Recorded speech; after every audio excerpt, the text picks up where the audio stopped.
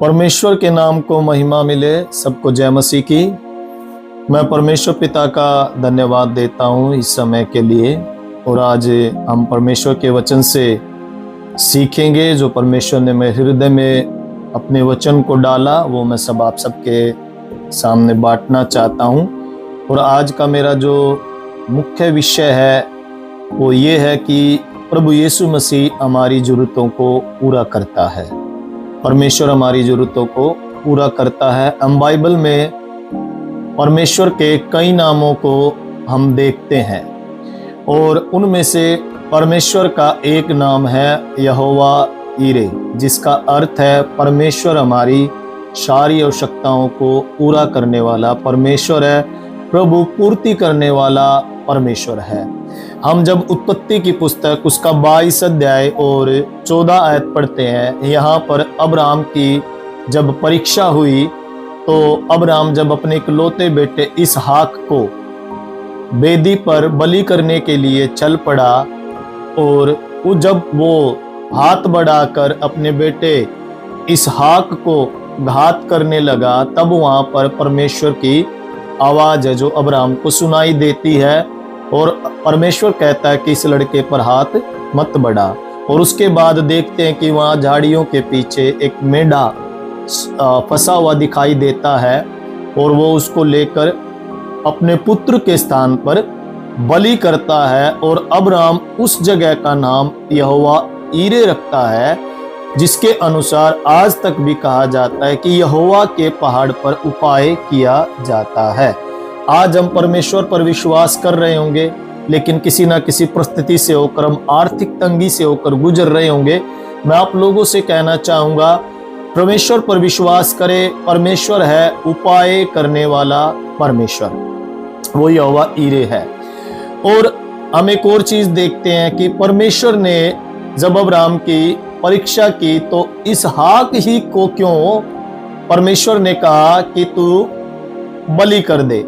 वो इस्माइल को भी मांग सकता था, क्योंकि हम देखें अब्राम की दासी आजिरा से जो उसका एक पुत्र हुआ उसका नाम इस्माइल था। वो इस्माइल को भी ले सकता था, बलि मांग सकता था, लेकिन परमेश्वर को पता था कि अब्राम का प्रिय पुत्र इसहाक ही है, इसलिए वो इसहाक ही की बलि करने के लिए मेरे प्रियो बोलता है। और अब्राम भी परमेश्वर के वायदे कहे अनुसार वो अपने पुत्र को लेकर और कुछ सेवकों को लेकर वहां से वो चल पड़ता है। और वहां पर हम देख सकते हैं कि परमेश्वर ने कैसे एक अद्भुत रीति से वहां पर उपाय किया। परमेश्वर आप लोगों के जीवन में भी एक अद्भुत रीति से उपाय करेगा। आप लोगों के ऊपर कर्ज होगा, या फिर कोई और आर्थिक दिक्कत होगी, या फिर किसी समस्या में, या फिर आप जॉब को लेकर परेशान होंगे, या आप जॉब को लेकर जो है इधर उधर भागते होंगे, तलाशते होंगे। आज मैं कहना चाहूंगा परमेश्वर यहोवा ईरे है, वो आपकी सारी जरूरतों को पूरा करने वाला परमेश्वर है। उसके लिए हम परमेश्वर का वचन भी देखेंगे। हम लोग निकालेंगे दूसरा राजा और उसकी 4 अध्याय। यहाँ पर हम दूसरा राजा और 4 अध्याय में हम पढ़ते हैं। यहाँ पर एक स्त्री के बारे में, एक विधवा स्त्री के बारे में यहाँ पर लिखा हुआ है, जिसका पति जो है कर्जे में था और कर्ज उसके ऊपर इतना था वो मर गया। और उसके बाद उसकी पत्नी को जो लेनदार था, जिसका कर्ज देना था, वो आकर परेशान करने लगा। बड़े दुख की बात होती है एक स्त्री के लिए जब उसका पति उसको उसके ऊपर कर्ज छोड़कर चला जाता है, मर जाता है। ये एक बड़े दुख की बात होती है और उसमें उसको कर्ज जो है हर एक कीमत पर चुकाना होता है। यहाँ पर भी वही बात लिखी हुई है कि भविष्यवक्ताओं के चेलों की पत्नियों में से एक स्त्री ने एलिशा की दुहाई देकर कहा, तेरा दास मेरा पति मर गया और तू जानता है कि वह यहोवा का भय मानता था, पर जिसका वह कर्जदार था वह आया है कि मेरे दोनों पुत्रों को अपने दास बनाने के लिए ले जाए। यहाँ पर एक सेवक की पत्नी, एक सेवक था, एक भविष्यवक्ता था जिसके ऊपर कर्ज था, और वो मर गया और उसके बाद उसकी पत्नी को वो कर्ज चुकाना पड़ा और जिसका कर्ज देना था वो बार बार आकर उसकी पत्नी को परेशान करता था कि या तो मेरा कर्ज चुका, नहीं तो मैं तेरे दोनों पुत्रों को ले जाऊंगा। यहां पर हम देखते हैं कि प्रचारकों के विषय में, जो प्रचारक होते हैं उन्हें हर हाल में ऐसी चीजों से बचकर रहना चाहिए। एक कर्ज से हमेशा बचकर रहना चाहिए, क्योंकि एक प्रचारक के बाद फिर उसके परिवार के ऊपर जो है प्रॉब्लम आ सकती है, इसलिए जो है उनको बचकर रहना चाहिए। फिर यहाँ पर एलिसा 2 आयत में पूछता है कि मैं तेरे लिए क्या करूं, मुझे बता कि तेरे घर में क्या है। उसने कहा तेरी दासी के घर में 1 आंडी तेल को छोड़ और कुछ नहीं है। यहाँ पर एलिसा पूछता है उस विधवा स्त्री से कि तू मुझे ये बता कि तेरे घर में क्या है। उसने थोड़ा सोच विचार किया होगा, क्योंकि वो विधवा थी और उसका पूरा जीवन जो है उसका कर्ज में डूबा हुआ था। उसके सिर का एक एक बाल जो है कर्ज में था। वो दुहाई देने लगी और एलिसा ने पूछा कि बता मैं तेरे लिए क्या करूं। उसके बाद पूछता है कि बता तेरे घर में क्या है। उसने थोड़ी देर सोचा होगा मेरे प्रिय, और उसने कहा मेरे घर में सिर्फ 1 आंडी तेल है, उसको छोड़कर और कुछ भी मेरे पास नहीं है। उसने कहा कि मेरे जो है पास 1 आंडी तेल है। वो एक पात्र में, एक बर्तन में एक थोड़ा सा तेल जो है उसके पास था, उसके अलावा और उसके पास कुछ भी नहीं था। उस विधवा स्त्री के पास और कुछ भी नहीं था, सिर्फ उस पात्र में थोड़ा सा ही तेल था।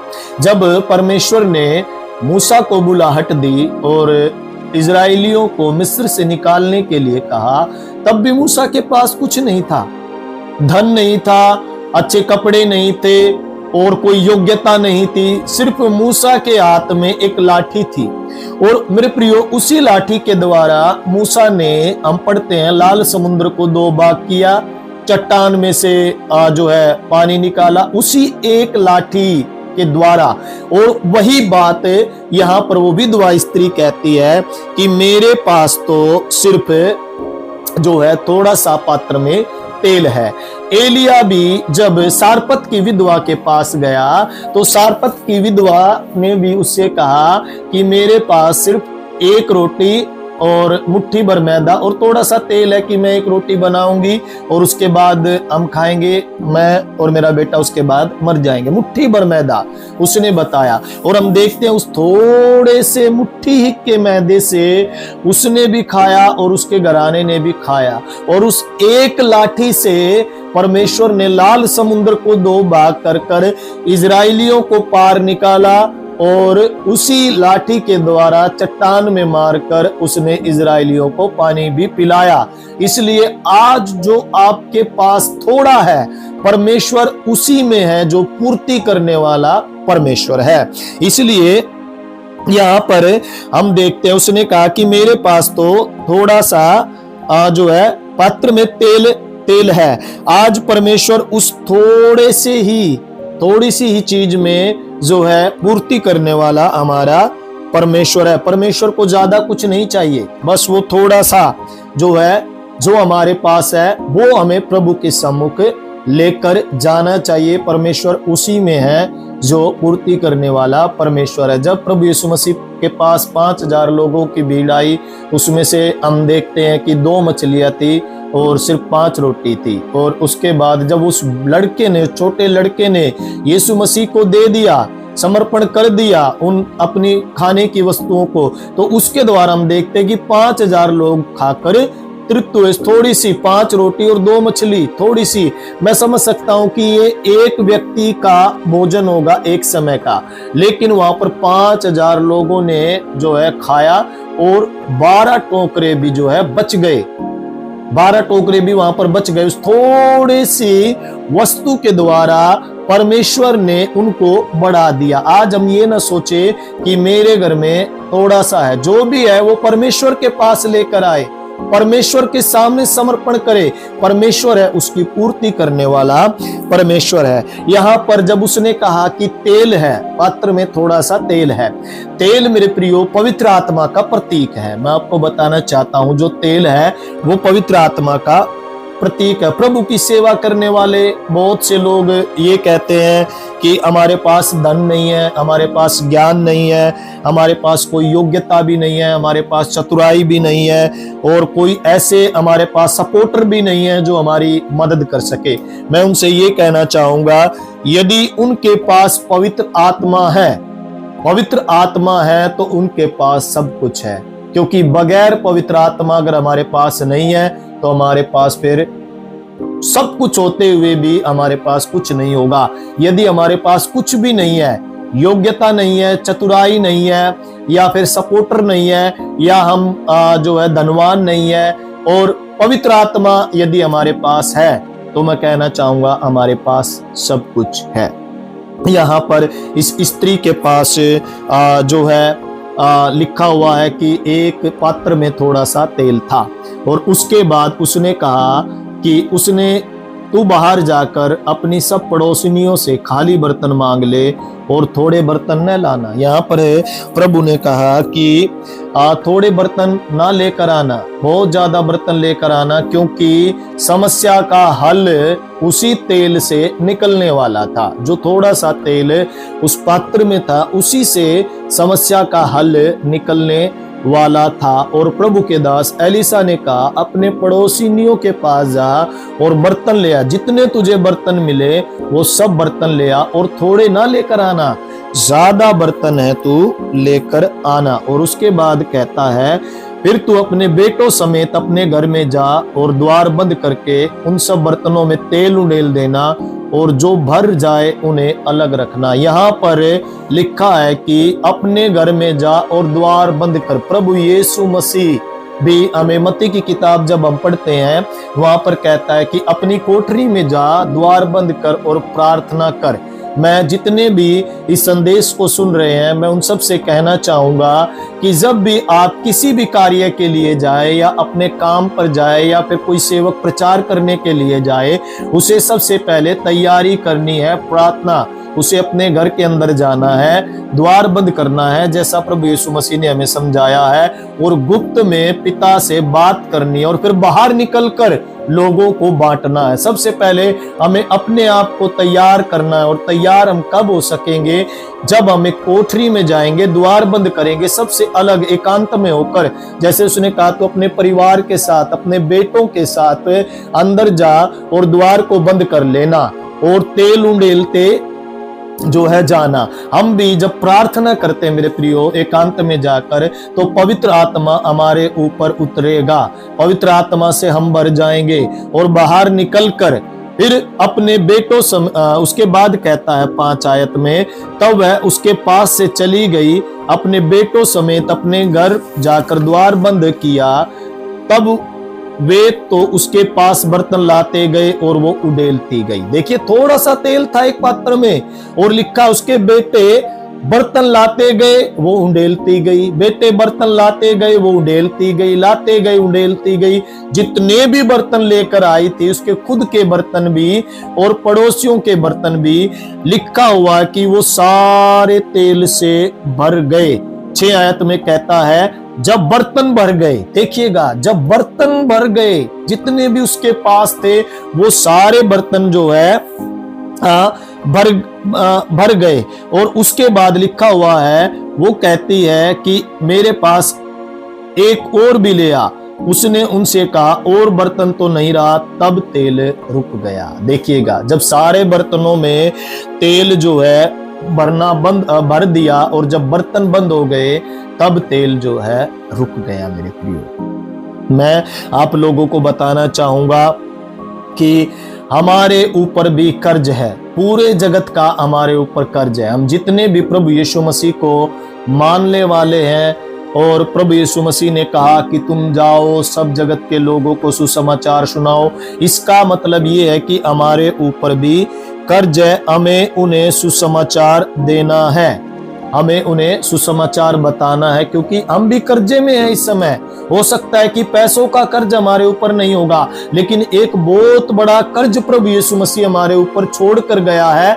वो ये है कि हमें दूसरे लोगों को सुसमाचार है जो सुनाना है। जैसा पौलुस कहता है रोमियो 1:14 में, हम निकालेंगे परमेश्वर का वचन, रोमियो 1:14।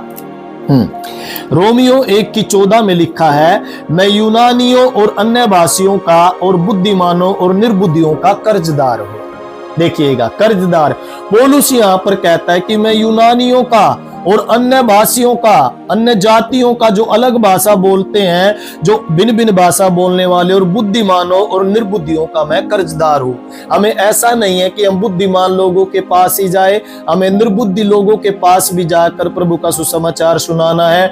यूनानियों के पास, जो अन्य जाति लोग हैं, अलग अलग भाषा बोलने वाले लोग हैं, उनके पास भी जाकर हमें परमेश्वर का सुसमाचार सुनाना है। और दूसरा, हम कलीसिया की सेवकाई करते हैं।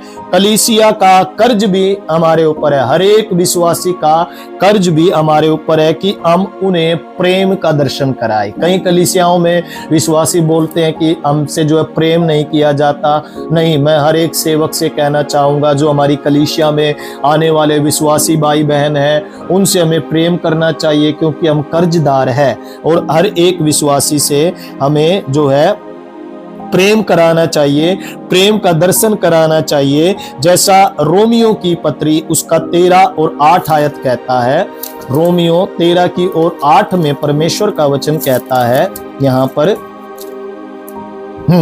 आपस के प्रेम को छोड़ और किसी बात में किसी के कर्जदार ना हो, क्योंकि जो दूसरे से प्रेम रखता है उसी ने व्यवस्था पूरी की है। इसलिए हमें एक दूसरे से प्रेम करना है, क्योंकि हम प्रेम के कर्जदार हैं। आपस के प्रेम को छोड़ो और किसी बात में हमें किसी के ऊपर कर्जदार नहीं होना है। और हमें प्रभु यीशु मसीह का सुसमाचार हर एक व्यक्ति को जो है सुनाना है, और सारे जगत को, हर एक बच्चे को, हर एक बूढ़े को, हर एक नौजवान को प्रभु यीशु मसीह का जो है सुसमाचार सुनाना है, क्योंकि हम भी कर्जदार हैं। और उसके बाद जब हम वहां पर पढ़ते हैं जो विधवा स्त्री के ऊपर जो कर्ज था, जब वो बाहर आई और बाहर आकर जब वो एलिसा से मिली, तो उस एलिसा ने उससे कहा कि जाकर इस तेल को बेच दे और अपना कर्ज तू जो है उतार दे। और उसने वैसा ही किया, उसने तेल को बेच दिया और उसके बाद उसने अपना सारा कर्ज जो है उतार दिया। और उसके द्वारा, जैसे हम जो है सारपत की विधवा के बारे में पढ़ते हैं कि सारपत की विधवा के द्वारा उसने भी खाया, उसके घराने ने भी खाया, और इस विधवा की बदौलत हम देखते हैं कि उसके पड़ोसी भी आशीषित हुए, क्योंकि जिन लोगों से वो बर्तन लेकर आई होगी उसने जो है ना खाली बर्तन नहीं लौटाए होंगे, उसने तेल भरकर दिया होगा। उसके द्वारा उसके पड़ोसी भी आशीषित हुए। उसने जो है खाली बर्तन नहीं दिए, लेकर खाली जरूर आई थी वो, लेकिन उसने तेल भरकर दिया होगा। आज पवित्र आत्मा हमारे जीवन में, मेरे प्रियो, आज हमें दूसरों को भी आशीषित करना है। आज हमारे द्वारा, हमारी बातों के द्वारा, हमारे चाल चलन के द्वारा हमारे पड़ोसी भी आशीषित हो जाए। हमें अपने पड़ोसियों के लिए प्रार्थना करनी है। जैसा परमेश्वर का वचन कहता है, अपने पड़ोसी से अपने समान प्रेम रखो। उसने अपना सारा कर्ज तो उतारा, लेकिन उसके साथ साथ उसके पड़ोसी भी आशीषित हुए। आज कर्ज में डूबे हुए हर एक परिवार को, जितने भी कर्जे में है या फिर और परिस्थितियों से होकर गुजर रहे हैं, उनसे कहना चाहूंगा, जो आप लोगों के पास है प्रार्थना में, वो प्रभु यीशु के पास लेकर आए। परमेश्वर उस थोड़ी सी चीज के द्वारा जो है पूर्ति करने वाला परमेश्वर है। वो ज्यादा मूल्यवान नहीं होगी, या हमारे जीवन में उसका ज्यादा महत्व नहीं होगा। एक कोई छोटी सी चीज कोने में पड़ी होगी, हम भूल गए होंगे। वो विधवा भी उस तेल पात्र में थोड़ा सा तेल रखकर कहीं पर भूल गई होगी, लेकिन उसी के जरिए परमेश्वर ने उसके सारे कर्ज को उतारा। आज वो चीज परमेश्वर के सम्मुख लेकर आए। प्रभु से प्रार्थना करें। परमेश्वर यहोवा यीरे पूर्ति करने वाला परमेश्वर है। आपकी भी पूर्ति परमेश्वर करेगा। आपके जीवन में जितनी भी कमी घटी है, परमेश्वर उन सब की पूर्ति करेगा। सिर्फ प्रार्थना कीजिएगा, प्रार्थना के सम्मुख परमेश्वर के पास आइएगा। परमेश्वर आप सबको आशीष दे। मैं आप लोगों के लिए प्रार्थना करना चाहूंगा। महान परमेश्वर, धन्यवाद के साथ आपके पवित्र चरणों में आते हैं। आज मैं उन परिवारों के लिए प्रार्थना करता हूं प्रभु, बहुत से जवान इन दिनों में प्रभु जॉब की तलाश में है प्रभु जी, भटक रहे हैं प्रभु जी। बहुत से परिवार ऐसे हैं प्रभु जी जो कर्ज में है परमेश्वर, पारिवारिक स्थिति इतनी अच्छी नहीं है प्रभु जी। हालेलुया सेवक प्रभु, आमेन, हालेलुया पिता परमेश्वर प्रभु जी, हालेलुया पिता परमेश्वर इन दिनों में परेशान है, कोई अच्छा सोर्स नहीं है उनके पास प्रभु।